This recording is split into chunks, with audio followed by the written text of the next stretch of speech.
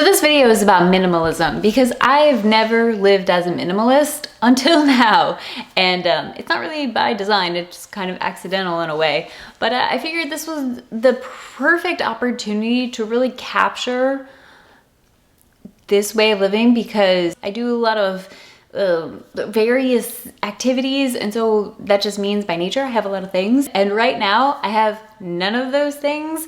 I have an air mattress, 2 pets, my computer, I bought a desk and a chair when I got here, a chair to sit outside, a couple of kitchen things, and a little bit of clothes, and yeah, that's like literally it. Pretty much whatever could fit in my car, and I have a relatively small car, so it wasn't that much. So I left LA on the 6th, got here on the 10th. It is now the 22nd, so that is roughly 12 days with essentially what you see in here, because in my other spaces and upstairs, there's absolutely nothing. And I've never really lived like this before because I have a lot of hobbies and do a lot of various activities. It just means I naturally have a lot of things in my possession. So right now, having none of those things, I feel very odd.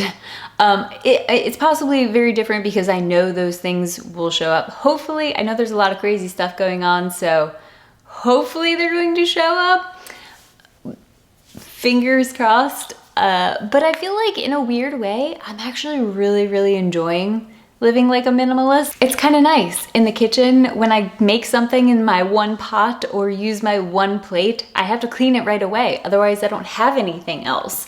With my clothes, I have very limited options, which I do suffer from analysis paralysis sometimes. So just having limited options has been very freeing. Something that I totally did not expect. I expected to be like, you know, have anxiety and worry about all the things, but in a weird way, I'm almost like, I could live like this. I have my air mattress, which is horrible, I will say. Sleeping on an air mattress for a couple of weeks, not a fan. I'm very excited to get my bed back. But my computer, most important. I have a couple books. You know, I can go outside. Sassy and I can go for a walk. I feel like this is probably something that I needed.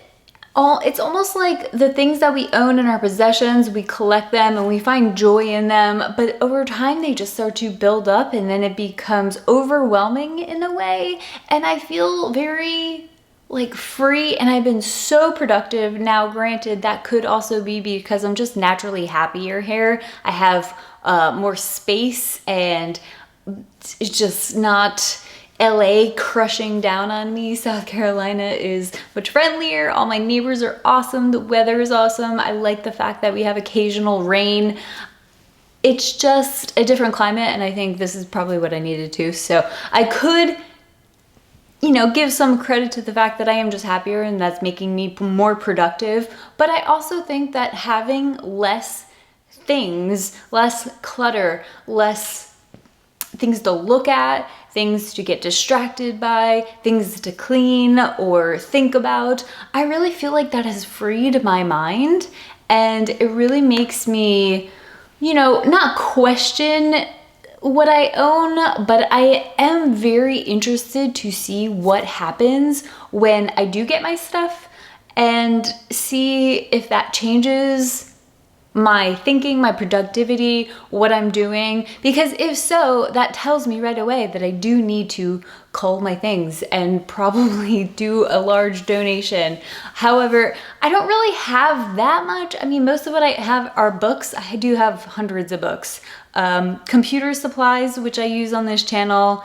I have a lot of puzzles. I do probably have a lot of clothes, although I did donate a lot before I left. So hopefully, I don't even know what I own now because I moved so quickly. Everything just got thrown into boxes, essentially, thrown on a truck, and now it's weeks later, and I've kind of learned to live with very few things, like the bare necessities. Obviously, the most important thing to me are my computers.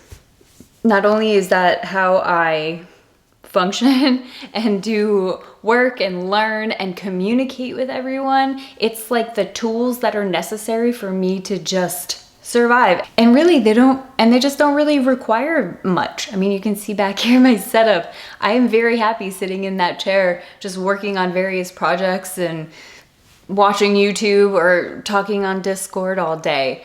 The famous philosopher Seneca does suggest doing a practice of living like a minimalist, where you have like limited clothes, like one t-shirt, you only eat rice, and you sleep on the floor. And while I'm not sleeping on the floor and I am eating more than rice, and I do have a couple of shirts, I do feel like this has been very close to what I would consider emulating that type of practice, in knowing that I could be okay. Everything could be okay. If my movers never show up, which would suck, I would miss my books. But if they did, I would, you know, rebuild my library collection. Everything would be okay. I don't need all of that stuff. And that's been a very freeing feeling, knowing that I can survive and be happy and productive and free without it. Sometimes it makes me think like we do have a very limited space in our immediate surrounding, and when we fill that space with clutter or items or just potential questions that clutter our mind, it does make it hard to think and let the energy flow. I mean, I know I'm getting kind of woo-woo and I don't want to, but I do think there is an element of truth to this, in that when you have more space around you, the thoughts can flow freer. And I think that's one of the great things about going outside too. I love going hiking or just going for a long walk. I think something about being outside of the burden of all of your walls and natural sunlight and fresh air is very good for the mind. And so if you are in isolation right now, I hope you are in a country that is allowing you to take walks. I know there are some that are just making everyone stay inside, literally. If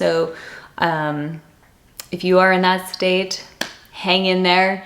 But if you are in a country that is still allowing you to go outside right now, I highly recommend doing that. It's important that, you know, we do get that fresh air, and just keep your distance from other people. Anyway, I hope you guys enjoyed this video. It was more so just an insight into my current way of living, something that I've never experienced before, and I did want to document and just kind of put it on this channel, even if not necessarily tech related. However, I did talk about the importance of my computer and the fact that that was the most important thing to fit in my car when I moved cross country.